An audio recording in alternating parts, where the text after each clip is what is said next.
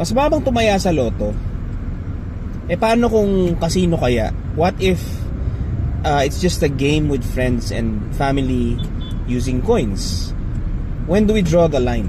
And higit sa lahat, what does the Bible actually say?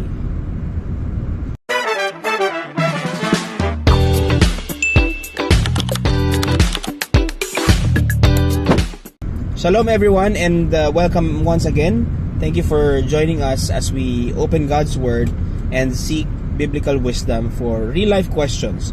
Today we're talking about gambling, lotto, casino or casino games, sports betting, card games, and everything where money is involved. Saan ba dapat mag-ingat ang isang Kristiyano? One challenge with this topic is that the Bible never directly says thou shall not buy a lottery ticket. Wala namang ganun. Wala kasing lotto or casino nung panahon ng Bible, obviously. So instead of looking for a direct command, we need to look at biblical principles. Let's begin with one of the most important passages. 1 Timothy 6:10 says, "For the love of money is a root of all kinds of evil, and by craving it, some have wandered away from the faith and pierced themselves with many griefs." Lagi nagagamit yung verse na yan pagdating sa topic na yan. But notice that money itself is not evil. Ang problema is hindi pera kundi the love of money. Di ba? Naririnig na rin natin sinasabi ng mga pastors yan. Many forms of gambling appeal to the desire for quick wealth. Minsan kasi the temptation isn't the game itself. The temptation is the dream of becoming rich overnight. Yun ang delikado. Aminin natin, that's attractive. Diba? If someone offered me $1 billion pesos, I'd probably start planning my retirement before remembering I still have errands to do.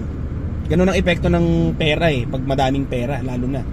But Scripture warns us to guard our hearts.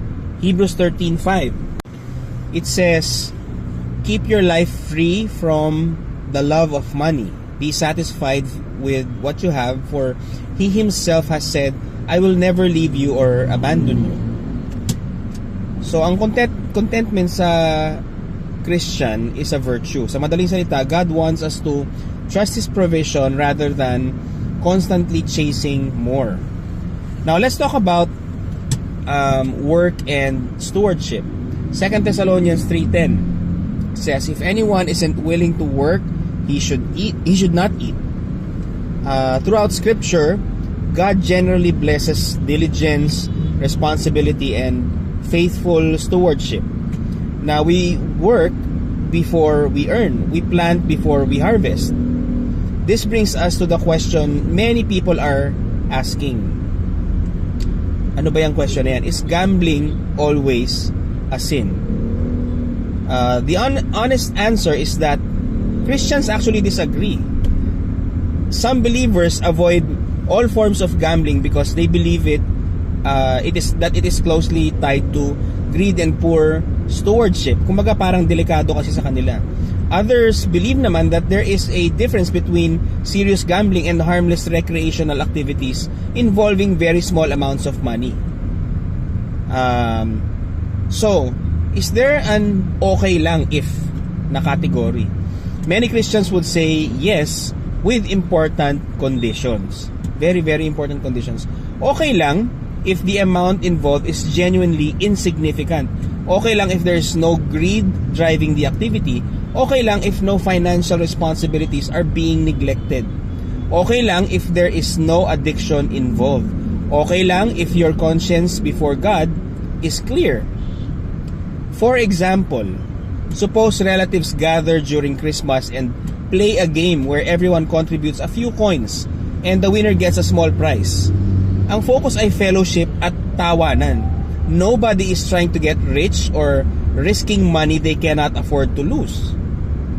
Many Christians would see that differently from someone spending thousands every week chasing jackpots. Magkaiba yan. Pero teka, just because something may be permissible doesn't automatically make it wise. So meron ding pag-iingat na kailangan. Romans 14 teaches believers to consider their conscience and the impact of their choices on others din. For example, someone who previously struggled with gambling addiction should probably stay away from even casual gambling. 'Di ba? Kasi weakness niya 'yun eh. May mga kanya-kanya tayong weaknesses. So what is harmless for one person may be dangerous for another. Now, let's discuss casinos, for example naman. Another example, casinos are intentionally designed to keep people gambling.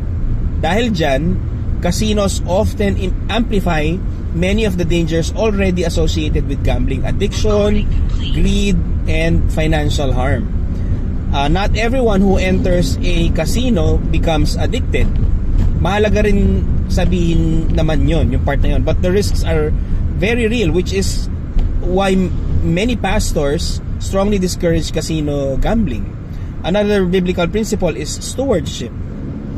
Everything we have belongs to God. Our money and resources are gifts entrusted to us. Whenever we spend money, we should ask, am I honoring God with this? Am I being responsible? Am I using God's resources wisely? Yan yung mga tanong dapat. Here's another helpful question. If there were no money involved, would you still enjoy the activity? If the answer is yes, perhaps the attraction is the game itself. Hindi naman yung pera talaga. If the answer is no, perhaps the attraction is financial gain. Yun ang delikado.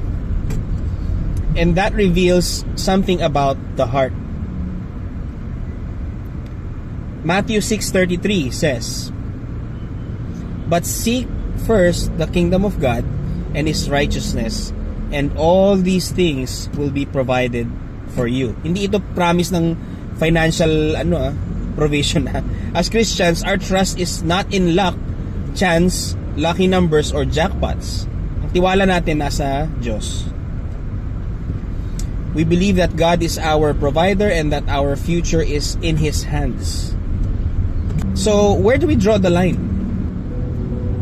The line is not merely about a specific peso amount. The deeper issue is the heart. Laging heart ang bagsak. Does it promote greed? Does it encourage irresponsibility? Similar to sa mga questions natin kanina, does it lead to addiction? Does it weaken your trust in God? If the answer is yes, then you've crossed the line. You have crossed the line.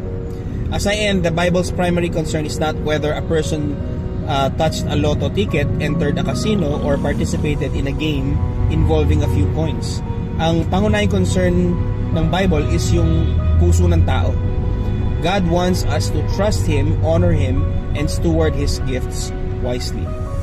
If you choose to avoid gambling entirely, that can be a wise decision. If you believe certain limited forms fall within Christian freedom, make sure they are approached with wisdom, self-control, contentment, and a desire to honor Christ above all else. Let's pray. Heavenly Father, thank you for your wisdom and truth.